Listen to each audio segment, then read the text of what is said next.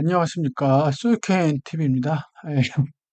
오늘은 뭐 대동남 코너 말고 제 근황에 대해서 좀 말씀을 드리려고 해요. 뭐 아시는 분은 아시겠지만 제가 작년 11월부터 솔직히 이직 준비를 했었거든요. 그래서 그때 이제 영상도 좀 많이 못 올리고 그런 관심이 없으실 수도 있는데 이걸 정리를 하면서 저도 좀 이번에 경험을 하면서 이직이 굉장히 쉽지 않았고, 그리고 연령에 따라 저도 뭐 20대 후반부터 이직을 좀 몇 번 했었는데 확실히 좀 다르더라고요. 지금 굉장히 어려운 시기고 20대 하는 거랑 30대 이직하는 거랑 또 40대 하는 거랑 정말 분위기가 다르기 때문에 요번에 이제 제가 이제까지 이직했던 걸 좀 정리하는 느낌도 있고, 혹시 저와 비슷한 고민이나 상황에 처하신 분들에게 조금이나마 좀 도움이 될까 싶어서 약간 근황 토크? 근황 그런 느낌으로 좀 정리를 해 보려고 합니다. 실제로 지금 희망퇴직, 공고사직의 40 대죠. 50 대는 뭐 말할 것도 없고 지금 이게 점점 연령이 내려오고 있고, 그 코로나 이후에 지금 경제 성장이 너무 안 좋고 회사마다 상황이 안 좋다 보니까 이게 정말 이슈예요, 이슈. 진짜 정말 이슈입니다. 분위기가 너무 안 좋아요. 제가 다니던 회사도 안 좋다 보니까 이직을 하게 된 계기가 그것도 있었던 거죠. 저한테 뭐 희망퇴직이나 권고사직이 오진 않았는데 엊그저께까지 저랑 같이 점심 같이 먹고 차 한잔 같이 하던 제 비슷한 또래의 담당자분이 물론 이렇게 희망퇴직 권고사직을 당하신 거예요. 물론 그분이 조금 일을 조금 좀 편하게 하신 게 있었죠. 쓰긴 했는데 그걸 보면서 아 나도 이제 얼마 안 남은 것 같다. 이 조직이 있어서 회사가 이제 성장이 안 되고 실적이 안 되면 어쩔 수가 없거든요. 사람을 손대게 돼요. 예, 위에서는 계속 실적을 내라고 하고 그러다 보니까 그럼 누구를 사람을 손대게 되면 어딜 내보내겠어요? 윗사람들을 내보내겠죠.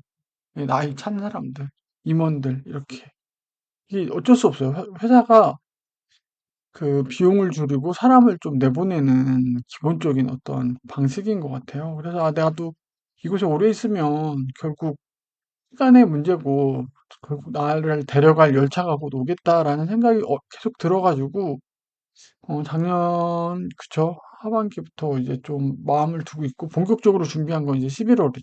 11월 하고 최종 면접에서 12월 갔다가 떨어지고 요번에 이제 갔는데 요번에는 하고 오늘 채용 검진을 하고 왔어요. 채용 검진. 예, 채용 검진을 하고 와가지고 이제 2월 말쯤에 들어갈 것 같아요. 이제 3월 초까지 해가지고 이미 기존 회사에서 좀 어느 정도 얘기를 했고 인수인계 지금 과정 중이고 그래서 좀 들어가 보도록 하겠습니다. 그래갖고 일단 제 전반적인 제 나이가 지금 아시는지 모르겠지만 중반입니다. 40대 중반. 언제 이렇게 나이가 됐는지 모르겠어요. 진짜 시간이 정말 타임 플라이즈라고 그러죠. 진짜 시간이 너무 빨리 가는 것 같아요. 저는 직장 생활도 늦게 구했어요. 왜냐면은 행정고시 재경직을 좀 준비 한 1년 반 정도 하다가 연대 경영 나와가지고 CPA를 하거나 보통 행정고시 준비를 많이 하거든요. 근데 저는 행정고시를 하려고 했었어요. 재경직. 막 15명, 16명 뽑고 그럴 때. 너무, 아, 제가 현실 감각이 없었죠.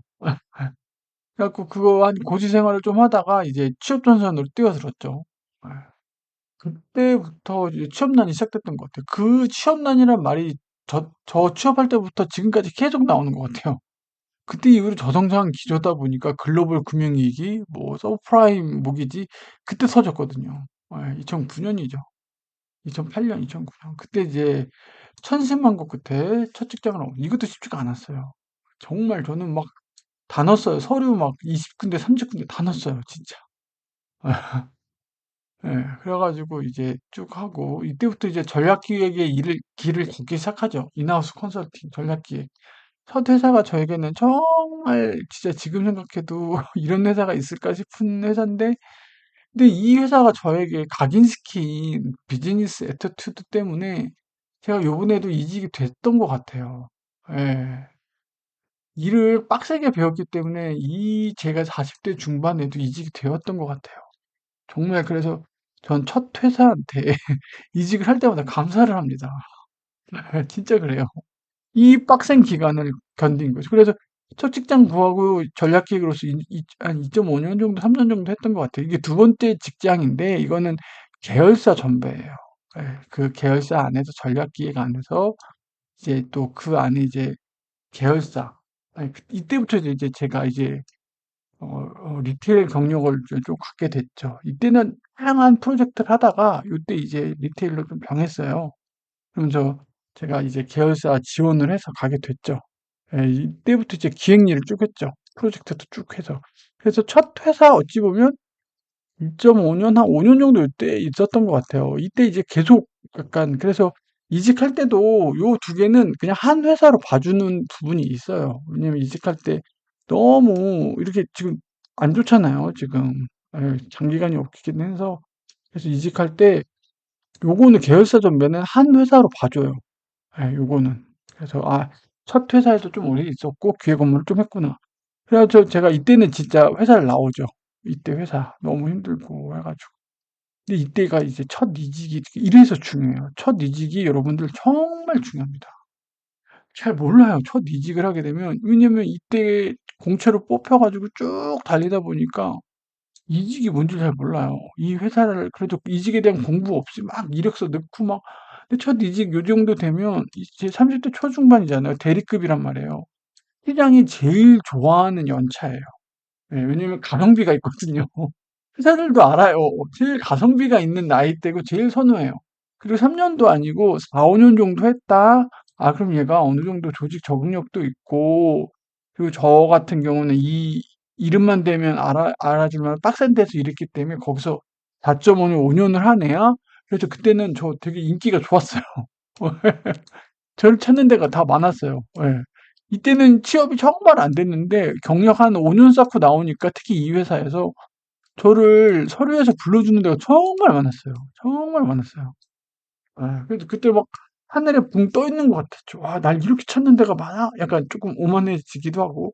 근데 그럴수록 정신 차려야 돼요. 헤드헌터들이 신났다고 막 나랑 해요 막 온단 말이에요. 그래서 처음에 들어가 있는데 특히 여기서 연봉 처우 협의, 처우 이거 진짜 잘해야 돼요. 예. 이게 갈 때 이때 잘 몰랐죠. 왜냐면 저는 이 회사를 탈출하는 게 목적이었으니까. 너무 빡세고 힘드니까. 그래서 여기서 받던 연봉을 거의 그냥 평등하게 그냥 수평적으로 이동을 했어요. 예. 원래는 조금 올려가셔야 돼요. 너무 많이 올리는 것도 또 말이 안 되고 어느 정도 조금 올려가셔야 되는 게 맞아요. 요즘 경기가 어렵긴 한데 두 자릿수까지는 힘들 수도 같아요, 요즘은. 근데 예전 같으면 프로? 예, 10% 정도. 예, 그렇게 해서. 예. 왜냐면은 이 구직자가 이렇게 새로운 조직에 가서 또 적응을 하고 이 조직에서 쌓아놓은 그 공헌을 뒤로 하고 이렇게 가는 거잖아요. 그러니까 그런 것들을 헤아리고 한다면 그 정도 이제 요구할 수가 있는데 전 몰랐던 거죠. 수평 이동을 한 거예요. 근데 이게 수평 이동인데 이제 제가 연봉 구조를 지금 생각하면 정말 바보 같아요. 좀 더 잘 알아봤어야 돼. 지금 너무 급하다 보니까 사이닝 보너스라는 걸 줘요. 이건 일회성이에요. 네가 우리 회사에 올 때, 어? 1년 정도 이렇게 하는 거, 그거에 대해서 일회성으로 바로 지급해 주는 거예요. 근데 사이닝 보너스 포함해서 연봉이 같았던 거예요. 그럼 어떻게 돼요, 저는? 연봉이 주는 거예요. 1년이 지나면. 몰랐어요, 저는. 몰랐어요. 몰랐어요. 근데 이거 웃긴 게 뭔지 알아? 헤드헌터가 사이닝 보너스 뭐 이런 얘기 구체적으로 얘기 안 해줘요. 묻기 전에 먼저 안 해줘. 사이닝 보너스가 뭐죠? 이렇게 그거에 대해서 얘기를 안 해줘요. 예. 헤드헌터는 여러분들 편이 아닙니다. 왜냐면 헤드헌터한테 돈 주는 게 누구죠? 회사예요. 그러니까 얘 넣고 싶은 거예요. 얘 넣으면 연봉이 못해도 10% 받으니까. 예. 회사가 얘를 고용한 거거든요, 헤드헌터를. 그러니까 회사를 아예 대변인이 될 수밖에 없어요. 막, 그 입사 시기도 막 헤드헌터가 막 프레셔를 줘요. 막 자기가 막 뭐, 첫 이직은 잘 모르기 때문에 헤드헌터 말만 듣고 파악한단 말이에요. 절대 그러면 안 돼요. 지금은 정보가 많이 오픈이 돼 있죠. 유튜브도 그렇고. 그리고 요즘에는 헤드헌터 안 쓰고도 좌포탈이나 이런 게 많이 돼 있기 때문에 여러분들이 찾자고 들면 많이 돼 있어요. 많이 돼 있기 때문에 헤드헌터 믿으시면 안 돼요. 그분들은 그냥 고객사 해서 서류 넘겨주고 그 정도예요. 그리고 고객사 그 회사에 대해서 여러분들이 알고 싶은 거 그런 걸 적극적으로 물어보세요. 예, 지금 회사 진행이 이거고 이 포지션을 왜 뽑아요? 그런 거. 왜 그 서칭으로 찾을 수 없는 그런 정보를 얻는 용도예요. 헤드헌터 분들은. 여러분들의 계약 당시에는 회사와 여러분이지 헤드헌터는 중개자예요. 그렇기 때문에 헤드헌터가 모두 주도성을 갖고 있지 않아요. 여러분들이 아, 나 지원 안 할래. 중간에 뭔가 헤드헌터랑 뭔가 껄쩍지근해. 뭔가 쎄야 해. 그러면 그냥 안 한다고 하셔도 돼요. 언제든. 뭐 어쩌고저쩌고 아니에요. 여러분들이 주체이기 때문에 그리고 연봉 구조 잘 보셔야 돼요. 예. 그래서 제가 황당한 거예요. 사이닝 보너스가 없어지니까 제가 연봉이 줄어드는 거예요. 물론 기본 뭐 물가 상승률 있긴 했는데 사이닝 보너스 해서 제 연봉을 똔똔으로 맞춰준 거죠. 저는 이렇게 가서 여기서 올라가려고 했던 거죠. 근데 이게 다운이 된 거예요. 그래서 제가 1년 만에 나옵니다. 진짜 1년 만에 나와요. 예. 1년 만에 나와. 이게 첫 이직의 실패입니다. 잘 못 알아본 거. 누굴 탓하겠어요? 저를 탓해야죠. 저를 탓해야죠. 진짜. 저를 탓해야죠. 근데 어떻게 해갖고, 근데 이때 약간 메르스였어요. 막 메르스. 1년인데 15년 4월에 제가 나왔는데 6개월, 한 3개월, 6개월 걸렸어요. 3개월. 제가 그래서 실업수당을 받았거든요. 실업수당을 어떻게 회사 1년 나오면서 어떻게. 그래도 이 회사가 저를 이제 나가면서 그래도 실업수당 받을 수 있게 좀 조치를 해주긴 했었어요. 팀장님도 그렇고 좋게 내보내주긴 했어요. 그래서 한 3개월 정도 실업수당을 받았죠. 근데 그때 이제 메르스인가? 뭐, 그, 코로나까지는 아닌데 메르스 그냥 좀 퍼졌어요. 그래서 막 이직 시장이 막 얼어붙었었어요. 3개월 거의 백수 생활하고 실업수당 왔는데 정말 금방 가요. 정말 금방 가요. 진짜 이때 좀 마음고생했죠. 그래도 날 불러주는 데가 있겠거니 하고 있어요. 왜냐면 1년 있었으니까. 그래서 이제 또 이쪽 가죠. 이제 대기업 계열사에 이제 또 가죠. 이때가 되게 어찌 보면 좀 편하게 일을 했어요. 이때도 기획 일을 하긴 했는데 이때보다 좀 업무 텐션도 좀 낮고 이때 애들이 되게 힘들어요. 되게 힘들어요. 이 애도 힘들었어요. 얘는 상장사였는데 밤 10시 전에 간 적이 없을 정도로 얘도 빡셌고 근데 이때 정말 많이 공부하고 많이 하죠. 근데 그거 가지고서 이렇게 가서 많이 하죠. 이때 되게 팀장님 팀원들 너무 잘 만나가지고 즐겁게 지냈어요. 즐겁게 지내다가 그리고 왜 나왔냐? 회사가 안 좋아졌어요, 실적이. 이거 방법이 없어요. 아무리 제가 이 팀에서 좋고 팀원들도 좋고 좋아했어도 회사가 실적이 안 나오잖아요. 어쩔 수가 없어요. 이게 실순이에요.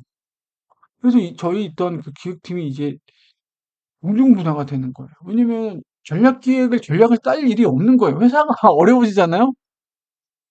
그 전략을 안 짜요. 왜냐면 운영으로 가요. 운영 효율성으로. 비용 줄이고 막 뭐 하려고 안 해요. 근데 우리나라 기업은 특히 그래요. 뭔가 새로운 성장 동력이나 돌파구를 찾으려고 안 해요. 왜 돈이 드니까. 실적 개선 빨리 해야 되거든요.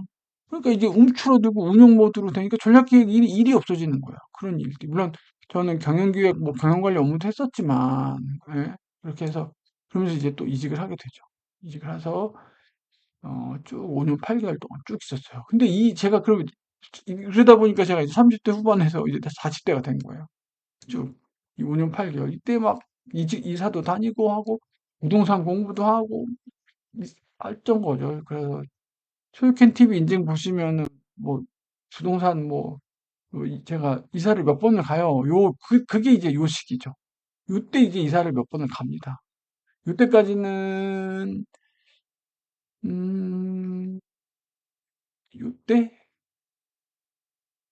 요때 결혼했나? 요때 예, 해가지고 요때 결혼은 요때 했는데 요때 했죠. 요때쯤 해가지고 어, 여기 요때쯤 했어요. 서른 제가 초반 요때 했죠. 결혼 요때 해가지고 쭉 한 아파트에 여기서 살다가 요때 이제 이사도 많이 다녀요. 예, 이사 다니고 막 정신 없었죠. 그러니까 5년 8개월이 금방 간 거예요. 금방. 이제 그러다 보니까 40대 중반이 돼서 이제 이직을 하려고 나온 거예요.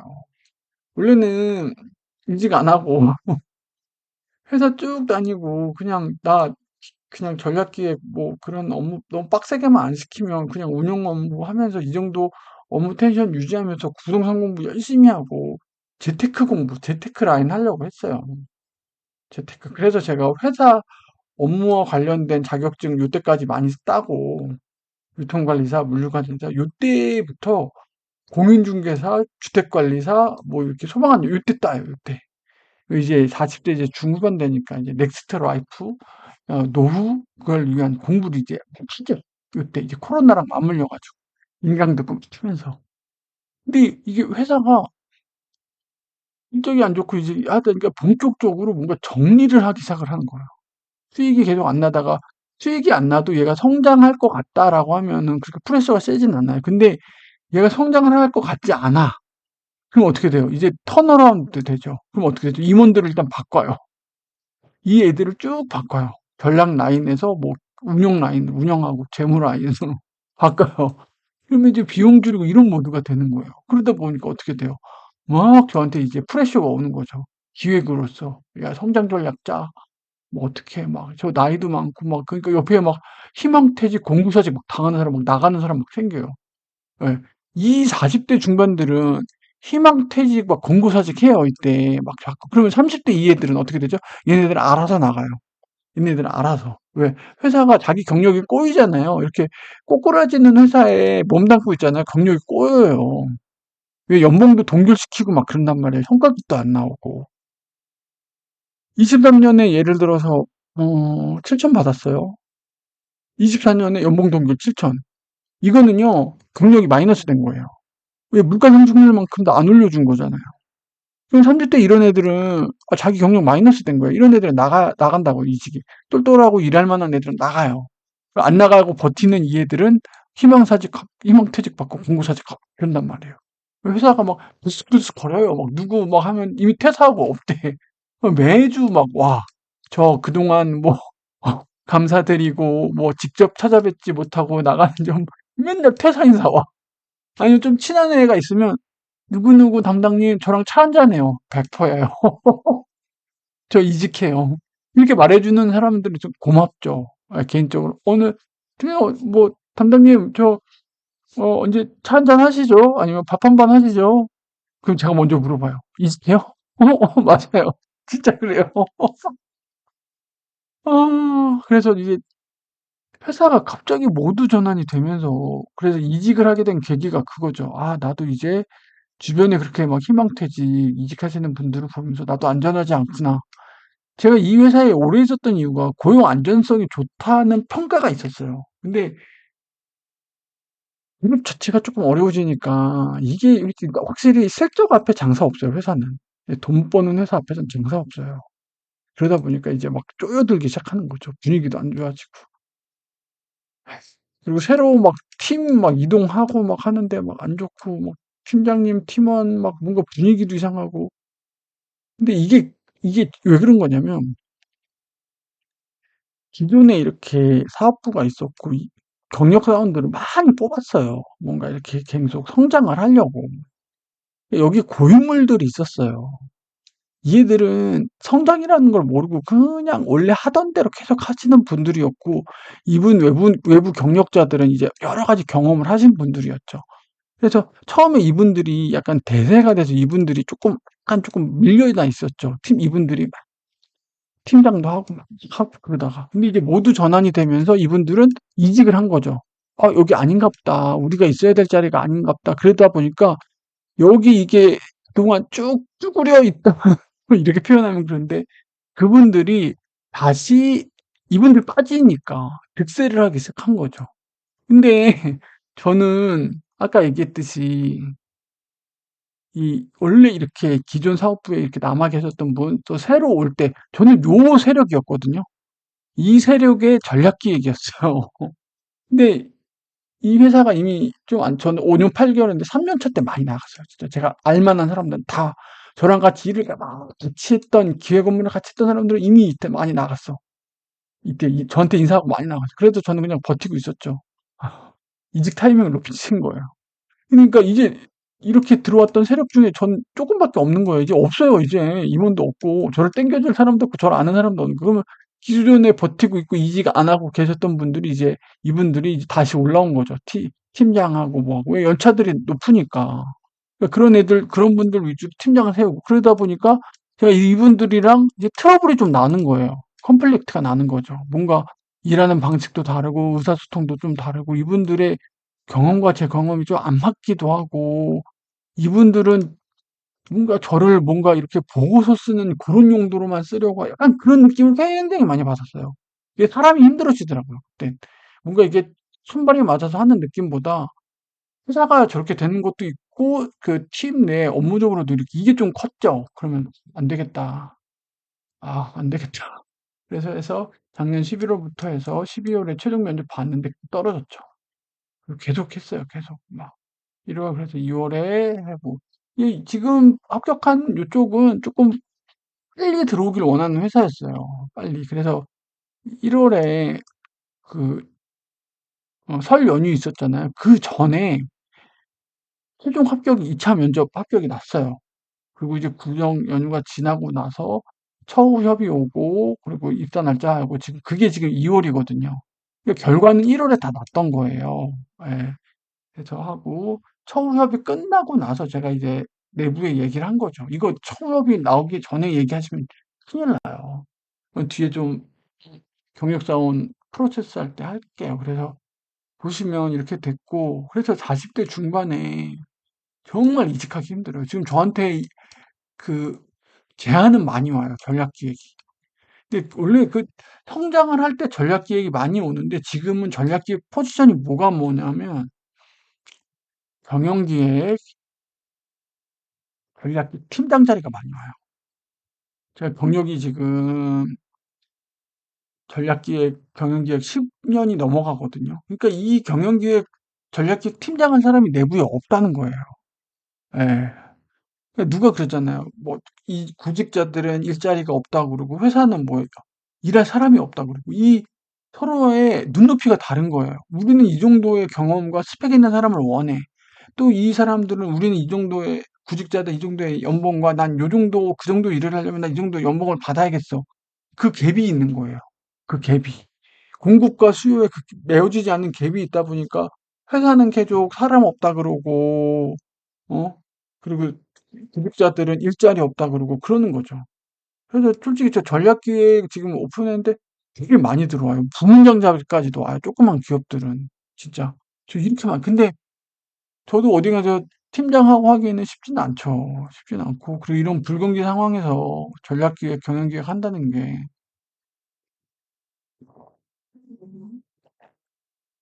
그래서 아 그래도 전략기획 하는 게 좀 그게 있긴 하구나.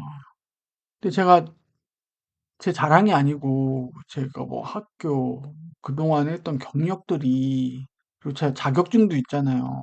유통관리사, 물류관리사, 뭐 ITQ, 뭐 워드 프로세서, 뭐 그런 이런 그러니까 업무와 관련된 이런 자격증들이 있다 보니까 학교에서도 뭐 안 빠지고 영어 점수도 그렇게 안 빠지고 경력 받는데 되게 전략기획, 경영기획을 10년 이상 프로젝트 쭉 했고, 또 자격증도 있고, 그러니까 뭐 서류 가면 뭐 이렇게 빠질 일이 없고, 그리고 전략기획이란 포지션에 이제 헤드헌터들이 이제 리서치를 한단 말이에요. 제가 이제 사람인이랑 인크루트랑 링크드인 이런 데 올려놨겠죠. 당연히 올려놨죠.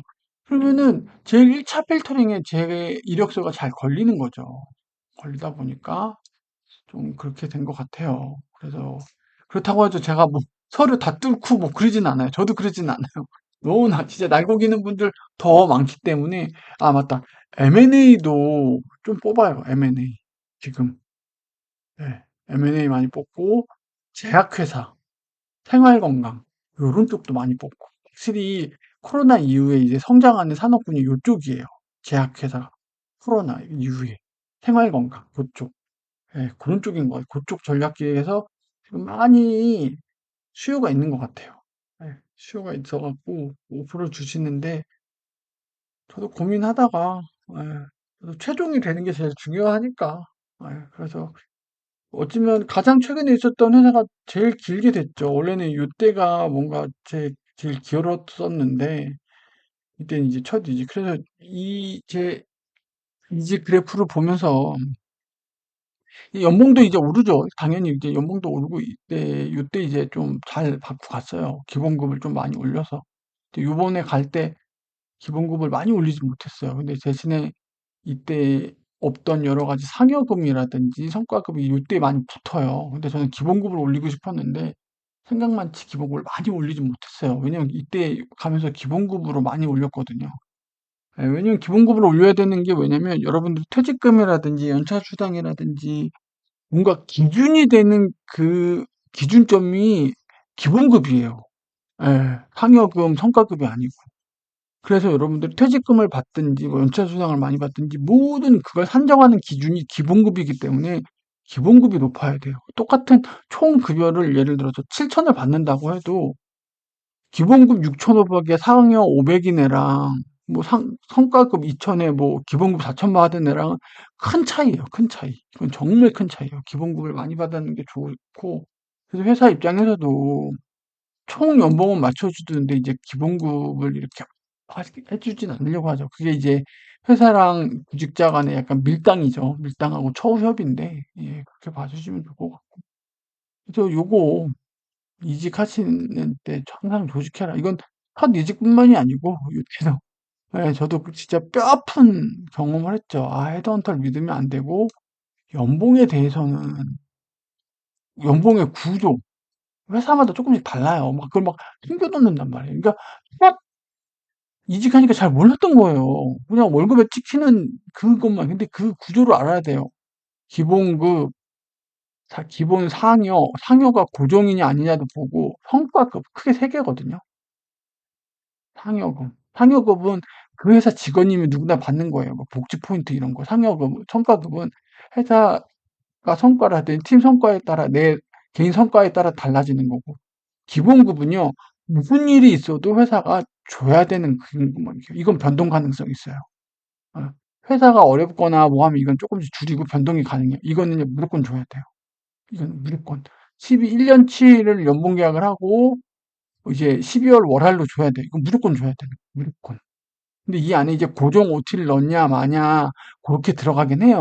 뭐 밥대를 넣냐 마냐 그 차이긴 한데 특히 세 가지. 여러분 그 세 가지. 기본급, 상여금, 성과급 이 세 개로 나뉘어져 있다는 걸 보고 이 세 개를 다 합쳐서 총급여라고 하는 거예요. 총급여가 어느 정도 내가 오르는지를 일단 보고 각 파트별로 이게 어떻게 안분돼 있는지를 봐야 돼요. 기존에 내가 연봉이 이거였는데 이직을 하면서 기본급, 상여급, 상여금 해서 총 연봉이 그래서 얼마가 오르는지 이걸 파트별로 다 보셔야 돼요. 그래서 이거 오르는 게 제일 좋겠죠. 이거를. 이거. 아, 우리는 성과급 매년 얼마씩 줘요. 아, 그거 묻지 마세요. 헤드헌터들이 꼭 그래요. 꼭 그래. 성과급 얼마 주고요. 그래도 총 연봉 얼마 오르는 거예요. 믿지만, 이거 올려. 이거를 깎고 오히려 이거 올려가지고 총 연봉, 이거 제일 안 좋은 거야. 기본급을 낮추고 총 급여는 올려요. 성과급 같이. 물론 뭐, 그렇긴 한데, 그래도 이거 절대로 깎으면 안 돼요. 올리면 올렸지, 기본급은. 예. 그렇게 봐주시면 돼요. 예. 그렇게 보면 되고. 그래서 전체적인 이직 프로세스입니다. 이건 뭐 경력사원뿐만이 아니고 많이 그럴 거예요. 예, 신입사원도 그렇고 최소 한 달 걸려요. 최소 한 달. 예, 두달 정도 소요되죠. 저도 첫 번째 11월에 봤던 거 12월죠. 그래서 한 두 달 걸렸던 것 같아요. 예, 최종 면접. 근데 이 뒤에 있는 뭐 평판조회까지 했다. 그리고 어, 지금 합격한 데는 한 달 걸렸던 것 같아요. 한 달, 여기까지는 한 달인데 여기까지는 한 달인데, 아, 맞아. 다시요. 그러면 제가 11월에 지원했던 회사는 여기까지가 두 달이 걸렸어요. 근데 지금 합격한 회사는 여기까지가 한 달이 걸렸어요.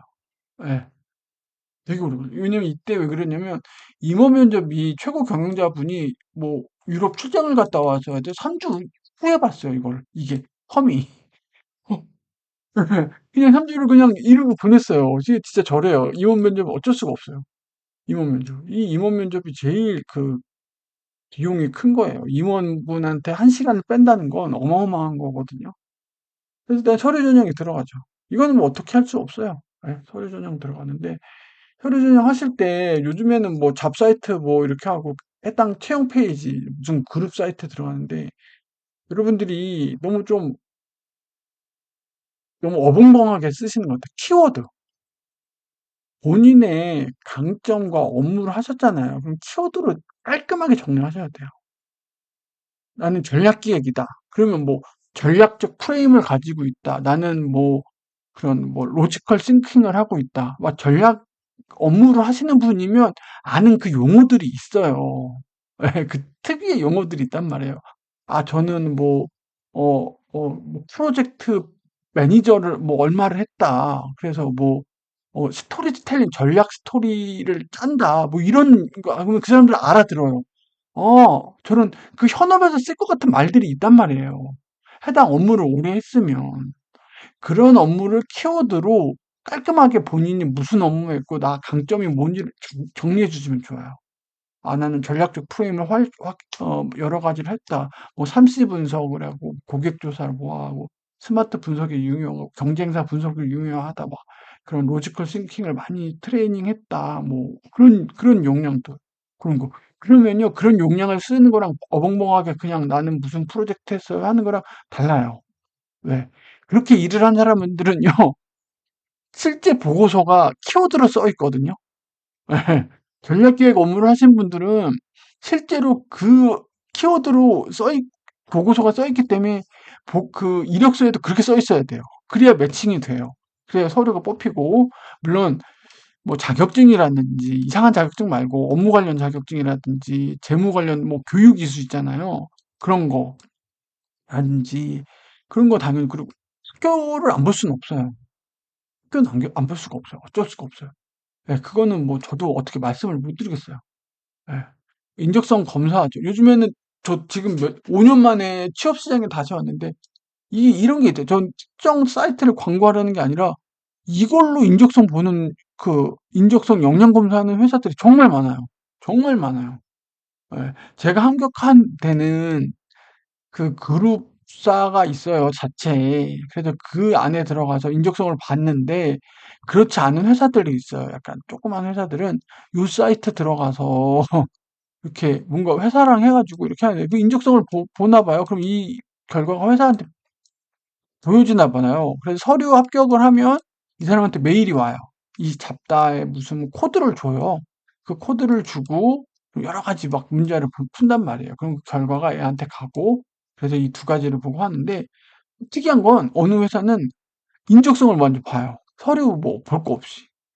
인적성 보고 서류 두 가지를 다 해서 합격 여부를 알려주는 데도 있고, 알려주는 데도 있고, 서류 합격자에 한해서 요걸 알려주는 데도 있고, 보통은 요러죠. 보통은. 왜냐면 이게 회사 또 비용을 지불할 거예요. 이 잡다 사이트에다가.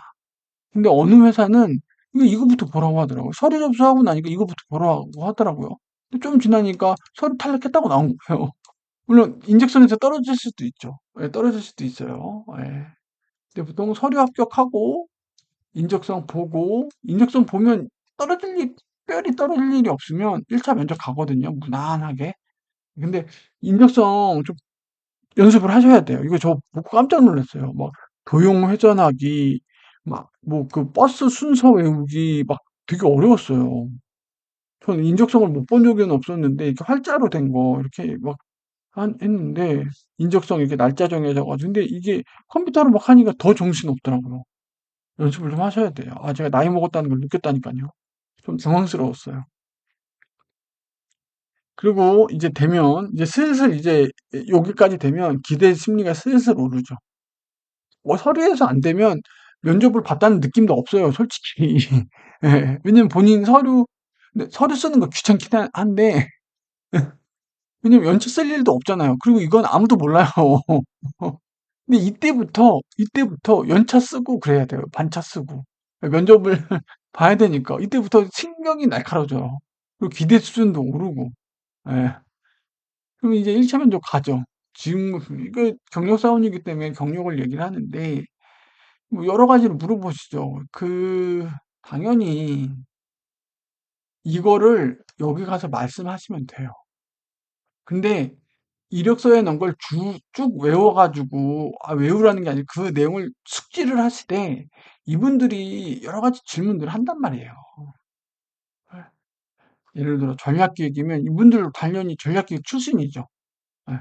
전략기획은 전략기획과 관련된 그 질문들을 하신단 말이에요. 그럼 본인이 했던 경험, 본인의 강점, 그거 갖고 하시되 절대로 그리고 거짓말을 하시면 안 돼요.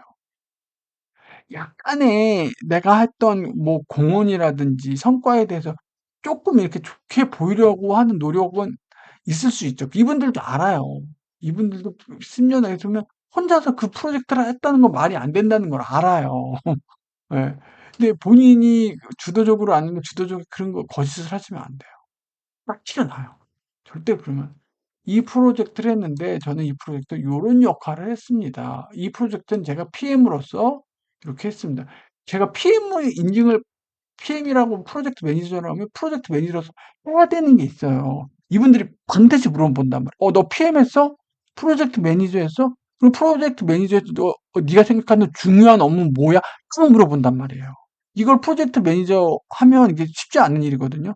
제일 중요한 게 뭐예요? 그러면 그거 딱 얘기해요. 저는 프로젝트 매니저 하면서 요 역할이 제일 중요하다고 생각합니다. 이게 매칭이 되면 그렇지. 그럼 이 사람 넘어가는 거야.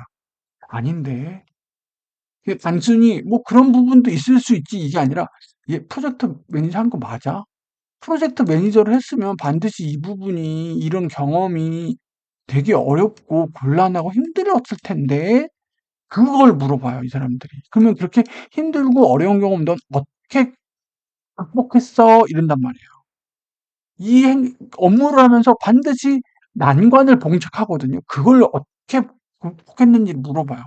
그걸 어떻게 극복했는지에 따라 이 사람이 진실성이 나와요.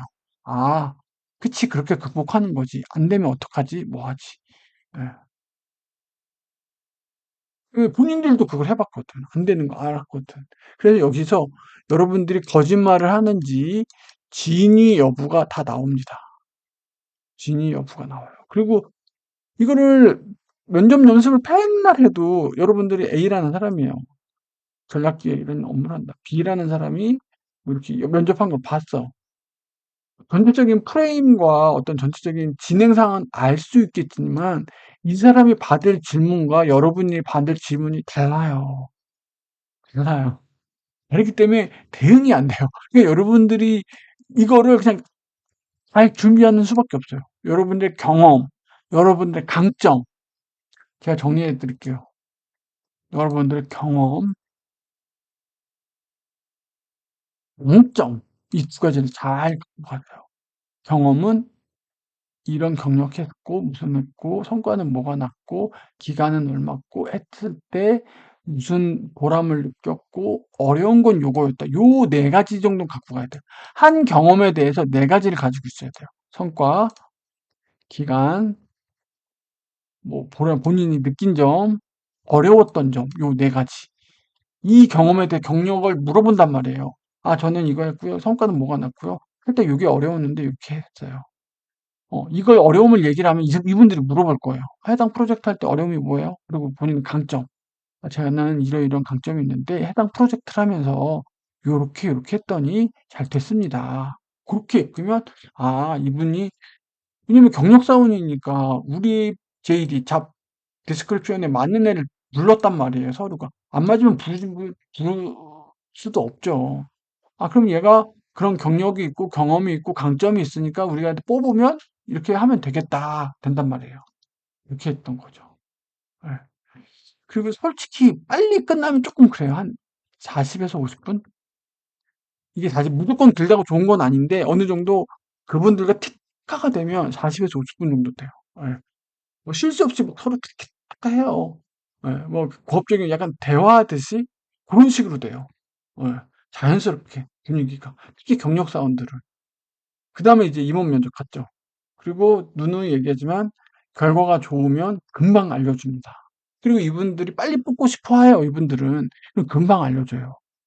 일주일이라고 했죠. 일주일 안 걸려요. 바로 그 다음날 알려주기도 하고 이틀을 넘기지 않아요. 이틀을 넘기지 않습니다. 이거 길어진다. 솔직히 이거 길어지잖아요. 면접 보고 3일, 이틀, 3일 넘어가잖아요. 그냥 좀 마음을 내려놓으세요. '아 좀 안 됐구나.' 예. 여러분들이 강력한 인상을 주고 여러분들이 적임자라는 생각이 있잖아요. 이 사람들 입장에서는 시간을 끌 이유가 전혀 없어요. 빨리 임원 면접 보게 할 거라고요. 빨리 임원 면접하고 빨리 데려다가 써야 되기 때문에 경력사원 왜 경력사원이에요? 데려다가 발로 성과를 내야 되니까요. 이분들은 마음이 급한 거예요. 빨리 데려다가 와야 된단 말이에요.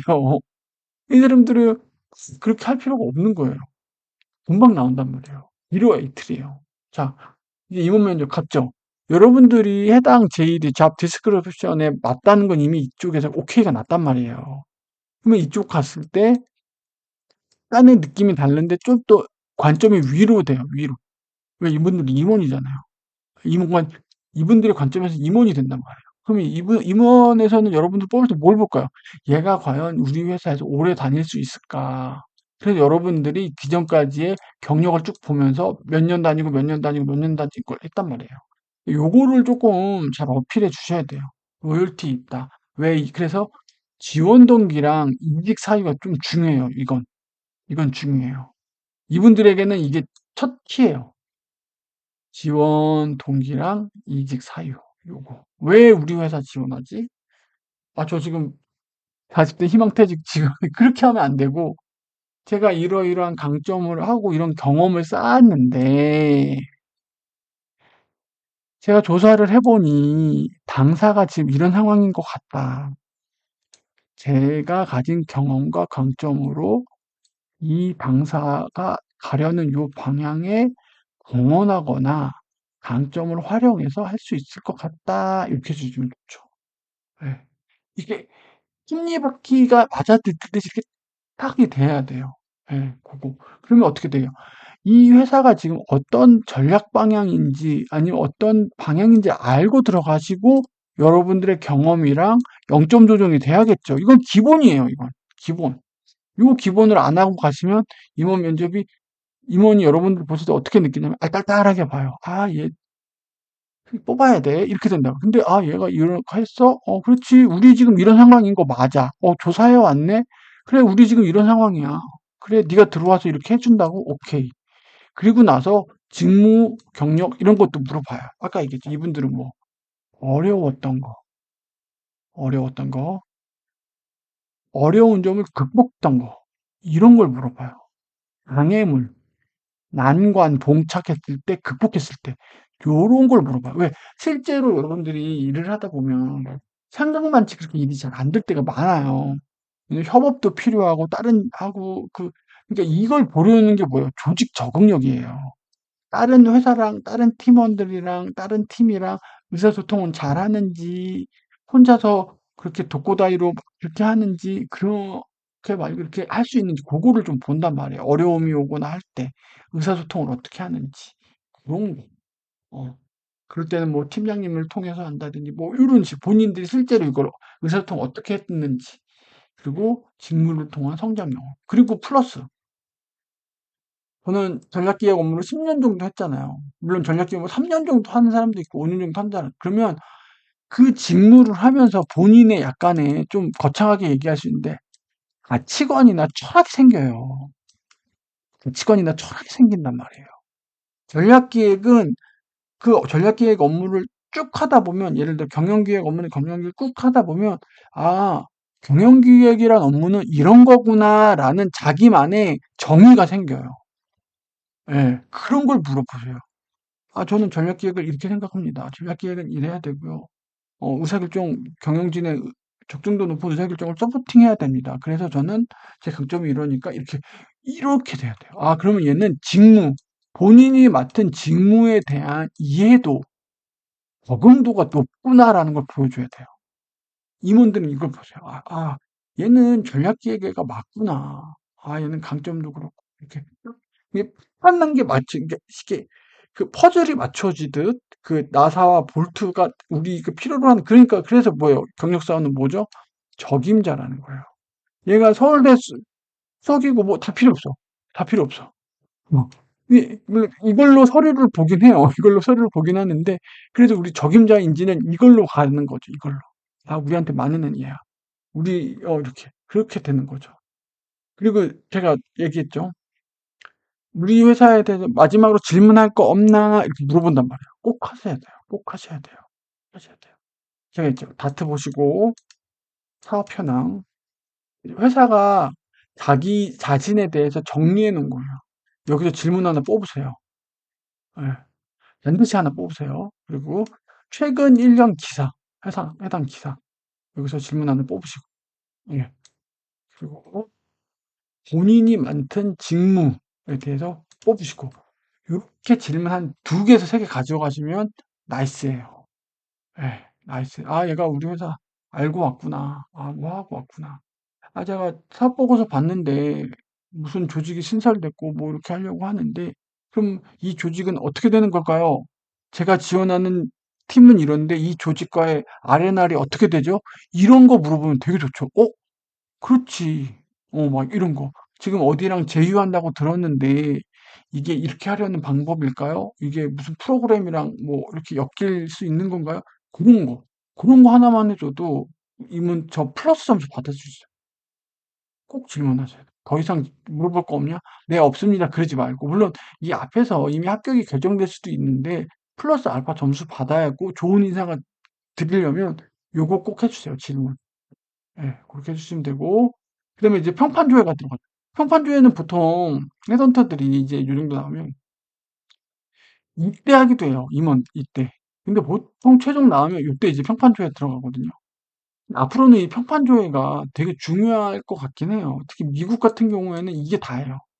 이게 다예요. 이거 안 돼. 왜? 너무 바쁘고. 미국은 이거 시간 낭비라고 봐요. 이걸로 끝내요. 아, 걔 내가 아는 애야. 이렇게 들어간다. 래퍼 써준다고 그러잖아요. 래퍼.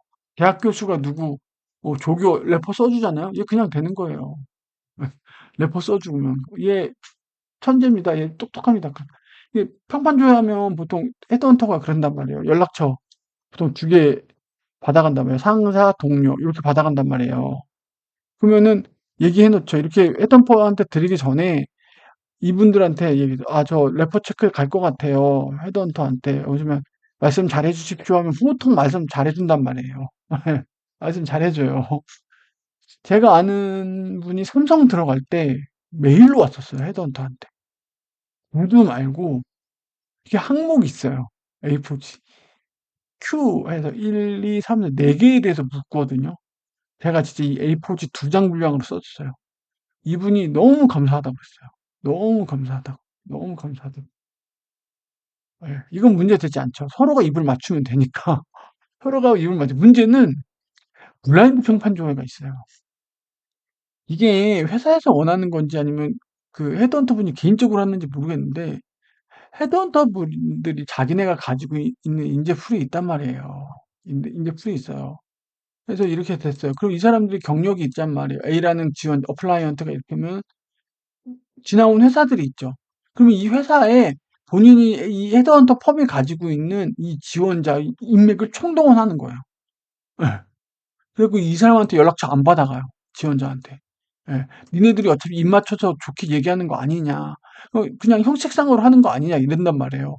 그럼 헤드헌터가 어떻게 해? 진정성을 보겠다 해서 자기네가 가지고 있는 모든 인재풀을 돌려요. 그리고 이 사람이 지금 A라는 지원자가 했던 회사들 있죠. 이 매칭이 되는 사람, 이 근무 기간에 있는 사람들을 막 서칭을 해요. 그리고 그 사람한테 컨택을 해요. 예. 실제로 저 몇 번 받았어요. 제가 전혀 모르는 분인데 제가 있던 회사에 근무 기간이 겹치는 사람이 있었거든요. 그래서 이분에 대한 평판 조회 가능하시냐고. 근데 너무 뜬금없는 거예요. 해당 같은 기획 업무긴 했는데 그분은 경영기획이었고 전 전략기획이라서 제가 좀 모르는 분이다. 근무 기간이 2~4달밖에 겹치지 않아서 같이 일을 해본 적이 없어서 제가 평판할 게 어렵습니다. 이렇게 한 적이 있거든요. 예. 조심하셔야 돼요. 그리고 저 깜짝 놀랐던 게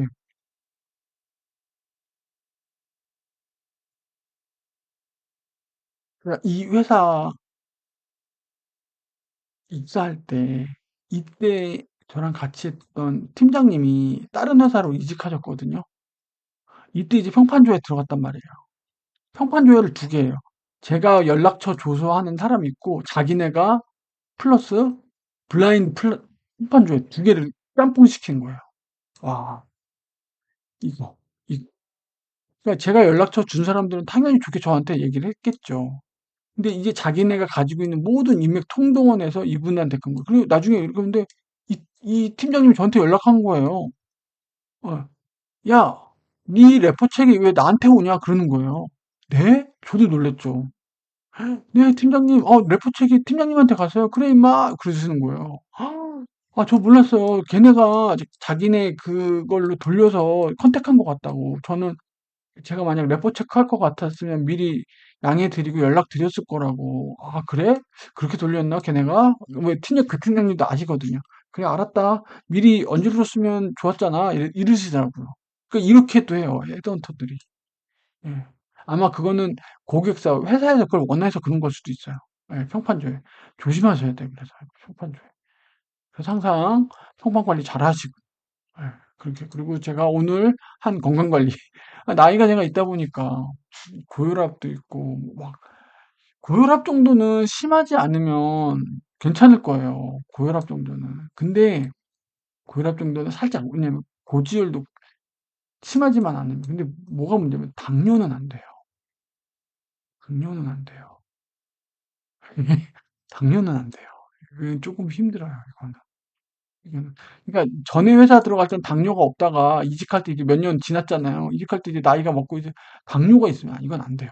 이건 채용 취소될 수도 있어요. 물론 아닐 수도 있는데 제가 언뜻 듣기로는 그랬어요. 고혈압 정도는 뭐 약 먹고 관리하고 뭐 근데 모르겠어요. 근데 체형 검진과 건강 검진이 다른 거 아시죠? 건강 검진은 그 막 엑스레이 찍고 막 여러 가지 한단 말이에요. 대장 내시경도 하고 체형 검진은 되게 심플해요.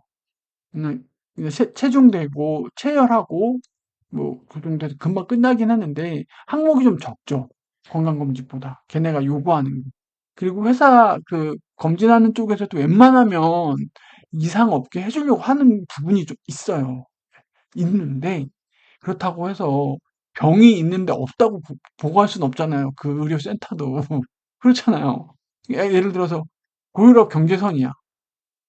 살짝 넘은 것 같아. 그냥 괜찮다고 넘어가는 부분이 있을 수 있겠죠. 근데 고혈압 완전 중기야. 고혈압 중기. 내가 고혈압 없다고 얘기하진 않겠죠. 이게 그 정도는 있는 거예요. 근데 당뇨가 생겼어. 당뇨가 없다고 얘기할 수는 없겠죠.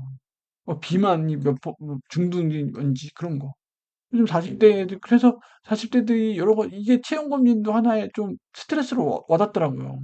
예. 그리고 체열하다 보면 본인도 몰랐던 이상한 병이 있을 수 있어요. 예. 본인도 몰랐던 이상한 병이 막 발견될 수 있단 말이에요. 조심하셔야 돼요. 조심하셔야 돼요. 은근 스트레스예요. 그래서 몸 관리, 건강 관리 잘 하시고. 그래서 꼭 그런 건 아닌데, 이제 좀 평소에 건강 관리 잘 하시는데, 이제 뭔가 내가 이제 이직을 해야겠다 마음 먹으시면 운동도 좀 하시고, 산책도 좀 하시고, 식이요법 좀 하시면서 키 좀 줄이세요. 이거 위해서. 사람 일이라는 건 모르잖아요. 그렇잖아요. 사람 일이라는 거 모르기 때문에, 예. 이것 때문에 떨어질 수는 없잖아요. 다 붙어놓고서는. 그렇잖아요. 그렇기 때문에. 그래서 저도 기나긴 힘들었어요. 몇 번 보내고. 지금도 막 오퍼가 와요. 잡 디스크립션이 헤드헌터들이 뭐 어디 해봐라, 어디 해봐라. 제가 지금 합격한 데보다 트라이 해볼까 하고 싶은 데들도 솔직히 있어요. 솔직히 있는데, 그래도 여기는 최종이 된 거잖아요. 처우 협의도. 아, 맞다. 처우 협의는 요쯤 되면 처우 협의가 옵니다. 합격을 한 사람에 대해서 처우 협의가 와요. 자, 처우 협의를 대해서 얘기해 줄게요. 이때 되면 최종 합격했습니다. 통보를 합니다. 이것도 이틀이나 하루면 금방 나요. 이거 시간 오래 안 빼요. 누누이 얘기했죠. 길어진다. 그냥 마음 놓으세요. 그건. 아, 이제 다른 곳 알아보자라고 하시면 길게 낄 이유가 없어요. 왜냐면 한 가지 길게 끄는 이유 하나요. 여러분과 여러 번 외에 다른 사람이 있어요. 그 사람한테 먼저 트라이 하는 거예요. 근데 이 사람이 안 될 경우에 여러분들의 한테 하려고 불합격 통보를 안 하는 거예요. 여러분들은 불합격할 정도는 아닌데, 다른 누군가보단 살짝 밀리는 거예요. 그래서 얘가 아니면 꽁 대신 닭으로 얘한테 하자라고 해서 불합격 통보를 안 하고 있는 거예요. 근데 얘한테 해보고, 얘가 이제 처우 협의하고, 얘가 들어오겠습니다. 땅땅땅 하면 그때 이제 불합격 통보 날리는 거죠. 그래서 얘가 막 일주일이 걸리는 거예요. 일주일 후에 3, 4일 넘어간다. 일주일을 부르고. 그러니까 기다리는 사람에선 짜증나죠. 근데 회사가 좀 이기적으로 이렇게 한 거예요. 제가 첫 번째 12월에 떨어진 회사가 그랬어요. 임원 면접 보고 일주일, 한 5일 지났는데 안 알려주는 거예요. 예. 헤드헌터도 그렇고. 근데 느낌이 왔죠. 근데 안 알려줄 이유가 없거든요. 한 7일쯤 되니까, 8일쯤 되니까 헤드헌터님이 메일로 주시더라고요. 헤드헌터님들도 얘기하자면 많은데, 헤드헌터는 뭐, 좋은 결과 알려드리지 못해서 뭐 죄송합니다. 다른 분이 계셔서 그분이 됐대요. 뭐 이렇게 얘기해 주세요. 그나마 저랑 했던 그분은 좀 나이스하신 분이라서 다 해주긴 했는데, 근데 이분이 막 평판 조회하고, 제 그 3개월 급여 다 갖고 가고, 이게 되게 중요한 개인정보인데 다 들어갔단 말이에요. 어떻게 해요? 헤드헌터님이 달라는데.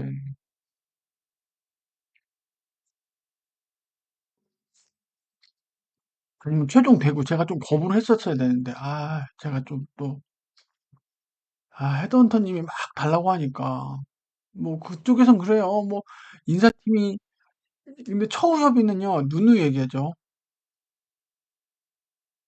회사랑 저랑 하는 거예요. 헤드헌터가 끼는 거 아니에요. 그래서 헤드헌터한테 이거 줄 필요 없어요. 저도 이번에 좀 실수했어요. 예. 헤드헌터가 막 중간에 막 달라고 막 이래요. 그럴 필요 없어요. 이게 나오잖아요. 처우협의는 인사팀에서 저한테 메일을 직접 줘요. 예, 이건 인비예요, 인비. 비밀이에요. 예, 비밀이기 때문에 헤드헌터가 중간에 껴서 막 하는 게 아니에요. 여러분들 명심하세요. 그리고 막 급여 명세서 달라 그런단 말이에요. 주지 마세요. 처우 협의할 때 인사팀한테 드릴게요. 이렇게 대답하세요. 저도 그 부분이 제가 이직을 세 번, 네 번을 했는데도 그냥 헤드헌터님이 막 옆에 붙어가지고 막 코치해주시고 막 그러고 막 이렇게 굉장히 살갑게 해주시니까 막 저도 막 그런 거예요. 그래갖고 일정을 막 빨리 하듯이 하니까 근데 굳이 드리지 않았어도 되는 정보긴 해요. 제 개인정보. 급여 정보가 되게 중요하잖아요. 그래서 이번 회사 딱 했는데 처우협의가 온단 말이에요. 처우협의면 인사팀이 보통 뭘 가져가냐면 홈택스 들어가면 이제 그 원천징수 뭐 3개년 따가기도 하고 가장 최근 급여 3개월 이렇게 보통 이걸 해요. 그렇게 해서 이분들이 아까 얘기했죠. 기본급, 상여급, 성과급 세 개를 봅니다. 그래서 기존 회사의 기본급이 얼마였고 고정 OT가 얼마 들어가 있고 지금 복지 포인트라고 상여로 들어가 있는 게 얼마 있고 이렇게 그래서 자기네 회사랑 여기랑 해서 적정선을 줘요. 네, 적정선을 줘요. 그래서 어느 정도 맞춰서 너 봤더니 요 정도 봤더라. 우리가 요 정도 해줄게. 들어올래? 이거 막 올리는 케이스들이 있어요. 유튜브 찾아보면 정말 많아요. 정말 많아요. 제가 한 가지만 얘기할게요. 한 번 정도는 올려달라고 말씀하시는 건 괜찮아요. 나중에, 올릴걸, 찜찜하네. 그렇게 후회할 바에 올려달라고 하세요. 너무 과하게 말고, 본인이 생각하는 선에서. 대신에 올려달라고 할 때, 잘 올려달라고 하셔야 돼요. 저는 어떻게 했냐면, 아까 얘기했죠. 공급, 상여금, 성과금. 기존 회사, 새로운 회사, 이렇게 세 파트라고 했죠. 네, 그래서 총 급여가 저 원래 이만큼 받았고 제한 주신 거 이거라서 저는 굉장히 만족합니다. 하지만 이 증가분에 대해서 저는 요 기본급 부분을 올려주시면 더 좋을 것 같습니다라고 말씀을 드렸죠. 그때 안 된다고 하셨어요. 안 된다고 하실 줄 알았어요. 근데 해본다고 해서 나쁠 거 없잖아요. 밑줘야 본전이잖아요. 근데 다만 할 때 어느 부분을 어떻게 왜 올려주세요를 했었어야 돼. 그리고 저는 이걸 하면서 제 뒤에 평가를 다 썼어요. S 받고 A 받고 A 받고 그래서 지난 5년 동안 저는 최상위 등급 S와 A를 계속 유지했습니다. 여러 팀을 다니면서 저는 이런 인재예요 라고 얘기를 한 거예요. 그렇게 딜을 하셔야 돼요. 그렇게 하셔야 여러분들이 인사팀이 여러분들을 함부로 못 봐요. 그리고 여러분들이 하는 이 제안에 대해서 합리적으로 보실 거라고. 그냥 저 10% 올려주세요. 이거 안 돼요. 이거 되게 없어 보이는 거예요. 없어 보이는 거예요. 올려주면 어디를 왜 올려줘야 돼? 어디를 왜 올려줘야 돼? 그런 이유들을. 저는 이거를 원페이지로 엑셀로 해가지고 딱 했어요. 이렇게 하고 뒤에다 첨부로 제 인사평가, SAA 그거 해가지고 했어요. 네, 그렇게 해가지고 했는데 결국 받아들여지진 않았죠. 하지만 그분도 이렇게 했죠. 저도 뭐, 근데 제가 눈에 있죠. 해보고 하는 건 나쁘지 않아요. 나중에, 해볼 걸 계속 찜찜한 것보단 나아요. 한번 해보세요. 처우협의. 그래서 처우협의가 왔죠. 그러면은 제가 회신을 하죠. 네, 입사일 언제 입사하겠습니다. 해당 조건으로 입사일 언제 하겠습니다. 됐죠? 그러면 그제서야 퇴사한다고 회사 얘기하는 거예요. 이거 되고 나서. 이거 되고 나서. 원래 내면 이 채용검증까지 근데 이건 너무 기니까 요때 이제 넘어간단 말이에요. 그럼 한 달 조금 넘어가잖아요. 예? 요때 처우협의가 확정되고 나서 하는 거예요. 처우협의에서 내가 못 들어가겠다. 뭐 기본급을 너무 빵 깎는다. 연봉이 오히려 줄어든다. 그럼 그 회사 들어가면 안 되는 거잖아요. 최종 합격을 했었어도 들어가면 안 된단 말이에요. 그러면은 그 회사 기존 다니는 회사에 저 퇴사한다고 말하면 하면 안 되는 거죠. 다른 회사를 또 지원해야 되는 거죠. 그래서 처우협의가 되고 입사 날짜를 인사팀이랑 확정이 되면 그때 이제 기존 회사에 퇴사한다고 얘기를 하시는 거예요. 그리고 나서 인수인계 날짜 잡고 뭐 이제 이쪽 기존 회사랑 이제 하는 거죠. 내가 이제 연차가 얼마가 남았고 그래서 자녀는 근무는 언제까지 하고 최종 퇴사일을 잡고 처리할 거 처리하고 뭐 복지 포인트는 뭐 깔 거 까고 뭐 이런 거 다 그렇게 하고 나와서 넘어가는 거죠. 깔끔하게. 예. 요 사이에 이제 채용 검진도 하고 하는 거죠. 그렇게 해주시면 돼요. 예. 평판조회에서 우리나라는 평판조회에서 떨어질 일이 크게 그렇다고 사람이 일하는 건 모르긴 하는데 그래도 그렇게 넘어가시면 되고 이 과정이 이 과정이 최소 한 달도 아니 한 달 안 돼. 한 달 넘어가요. 반드시 한 달 넘어가요. 어쩔 수가 없어요. 왜냐면 인수인계 이 기간까지 하면 두 달 되죠. 제가 1월에 보고 서류 1월에 서류 들어가고 빨리 한 거거든요. 이 지금 제가 합격한 데는요. 정말 빨리 한 거예요. 이거 정말 빨리 했어요. 이거 정말 1월 2주차, 3주차에 끝났어요. 이걸 다. 이걸 다. 예, 이걸 다. 근데 중간에 이제 구정 연휴가 있다 보니까 영업일수 5일을 잡아먹어갖고 본의 아니게 늦어진 거죠. 인사팀도 그렇고 저도 그렇고. 그렇게 나고 이제 처우협의 이제 하고 한 3, 4일 걸렸던 것 같아요. 처우협의. 예. 처우협의 하고 3, 4일 걸리고 그렇게 하고 그다음에 이제 회사에다 저도 얘기하고 그래서 쭉 지금 인수인계하고 지금 이렇게 하고 있는 거죠. 중간에 채용 검진하고. 그래서 2월 말쯤 3월 초 그렇게 들어갈 것 같아요. 저는. 예, 힘들었는데 제가 이 회사는 정말 마지막 회사일 것 같아요. 새로운 시작이고, 이제 40대 이제 중반에 새로운 회사인데, 지금 애들 대학 들어갈 때까지만 다니고 싶은데, 이 회사의 미래가 어떤지 모르겠어요. 그거를 알고 들어갈 수는 없겠죠. 지금 저를 불러주시는 것만으로도 감사드리는 일인데, 네, 진짜 저 감사하는 마음으로 다닐 거고요. 그리고 요때 코로나하고 조금 업무의 강도가 조금 떨어졌었는데, 뭐 월급 루팡까지는 아니고 그렇게 표현하고 싶지는 않고 했었는데, 다시 가면 새로운 회사에서 또 이제 가열차게 또 해야 될 것 같아요. 그래서 뭐 부동산, 재테크 이런 관심보다 기업의 성장, 뭐 전략, 이런 내용을 또 많이 할 것 같아요. 제 대동남 코너도 그럴 수밖에 없을 것 같아요. 그렇다고 뭐 부동산이나 이런 게 전혀 관심 없는 건 아닌데, 요즘 뭐 경기도 안 좋고 부동산 시장도 안 좋고 이럴 때 몰라 어디 하나 들어가야 되는데 지금 제 앞에 닥친 거는 지금 새로운 회사에 들어가서 다시 성과 내고 해당 업무에 또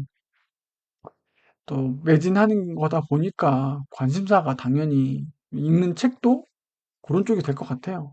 그래서 아마 대동남 TV에서 부동산 재테크뿐만 아니고 그런 류 아마 기업 성장, 뭐 전략 기획, 뭐 경영 기획 그런 책들을 좀 읽고 또 정리할 수 있도록 하겠습니다. 어우, 별로 뭐 관심도 없고 그렇게 그런 얘기인데 그냥 제 썰풀이를 해봤어요. 예, 너무나 힘들었고 마음고생 너무 힘들었거든요. 11월부터 2월까지. 근데 이제 또 점점 입사할 날짜가 다가오니까 그건 또 그 나름대로의 또 두려움과 부담감은 있는데, 진짜 저 공황장애 약을 먹어야 되나 싶을 정도로 회사 다니는 게 너무 힘들었어요. 아침에 일이 많고 적고를 떠나서 너무 어울리고 싶지 않은 사람들과 함께 그 팀에서 있는 게 너무 괴로웠죠. 예. 제 썰풀이, 한풀이를 좀 해봤고요. 이걸 얘기할 친구도 이제 없어요. 40 중반 되니까. 와이프만 맨날 붙잡고, 와이프가 한 얘기 또 하고 또 하고. 이쯤 길은 긴 시간 봐주셔서 정말 감사드리고요. 40대 중반 가장, 그리고 형님들, 제가 정말 응원합니다. 정말 응원하고요. 그래서 제 채널이 쇼유캔 TV잖아요. 당신도 할 수 있습니다. 저도 하고 있지 않습니까? 우리 모두 할 수 있습니다. 40대 가장 형님들, 그리고 저와 비슷한 상황에 있는 분들 모두 이제 하시는 일 잘 되고 기운 내시길 바랍니다. 쇼유캔 TV였습니다. 감사합니다.